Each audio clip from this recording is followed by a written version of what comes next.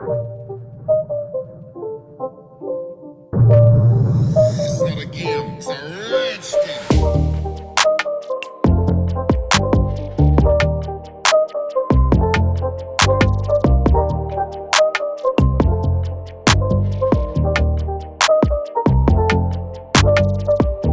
Nenhum outro personagem cinematográfico foi tão nitidamente extraído da vida real do que Johnny Fontane. Johnny Fontane, como Frank Sinatra, foi um rapazinho bem criado da vizinhança, resgatado de um contrato injusto a um líder de um bando por um amigo que possuía conexões com o submundo criminoso.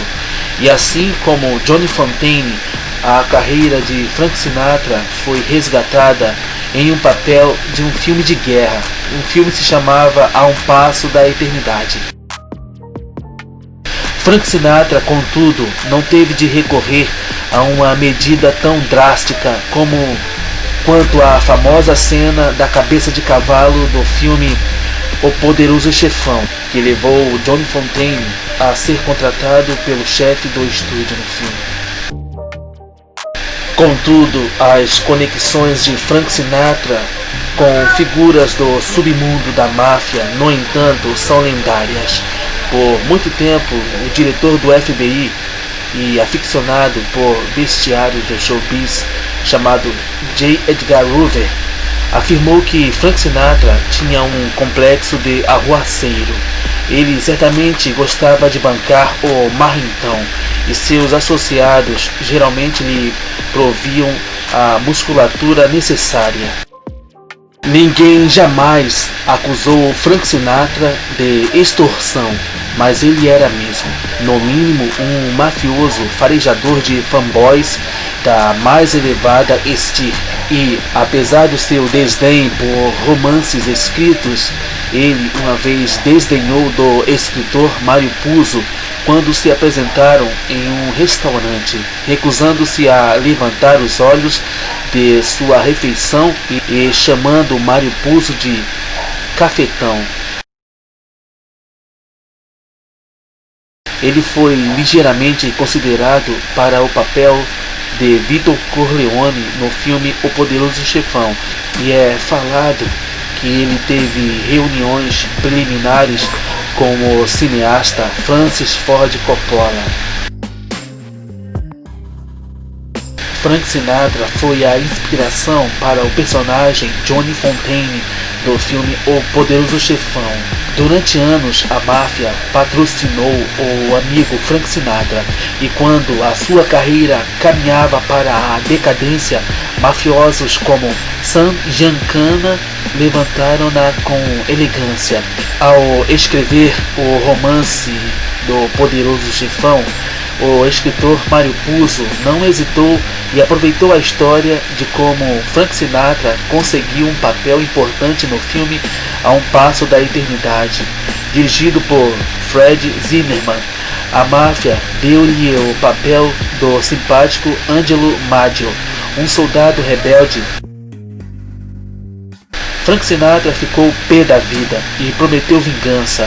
A maior delas foi ignorar Mário Puzo em um dos encontros sociais no restaurante. Em outra ocasião, ao participar do aniversário de um milionário no Chancers, em Los Angeles, perguntaram a Mário Puzo se ele queria ser apresentado a Frank Sinatra. Escaldado, Mário Puzo disse que não. Quando ele estava indo embora, o anfitrião e uma secla pegaram Mário Puzo pelas mãos e levaram para conhecer Frank Sinatra. Nesta época, Mário Puzo estava trabalhando no roteiro do seu best-seller, o livro The Godfather, que teve a história comprada por Hollywood e se transformaria em um dos melhores filmes de todos os tempos.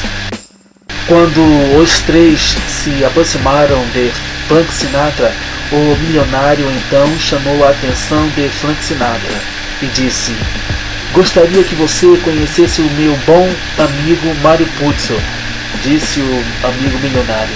De acordo com Mario Puzo, ao qual Frank Sinatra, sem levantar os olhos do prato, respondeu: acho que não quero conhecê-lo. Então o milionário pediu desculpas a Frank Sinatra por perturbá-lo.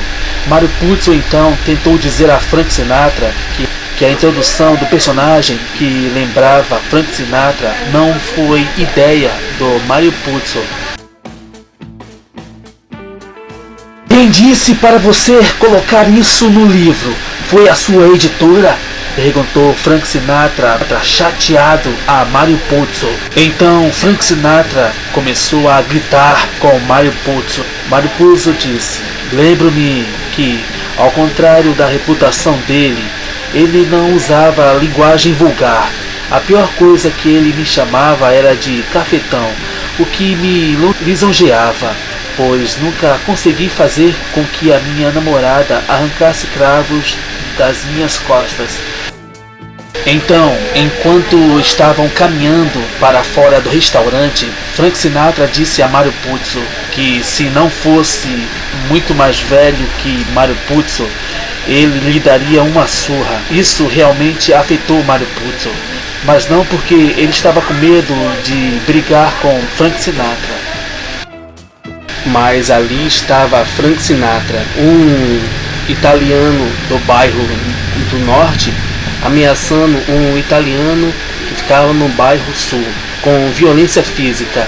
Isso equivale aproximadamente a Albert Einstein puxando uma faca para Al Capone. Isso era impossível. Os italianos do norte nunca mexem com os italianos do sul, exceto para colocá-los na cadeia ou deportá-los para alguma ilha deserta.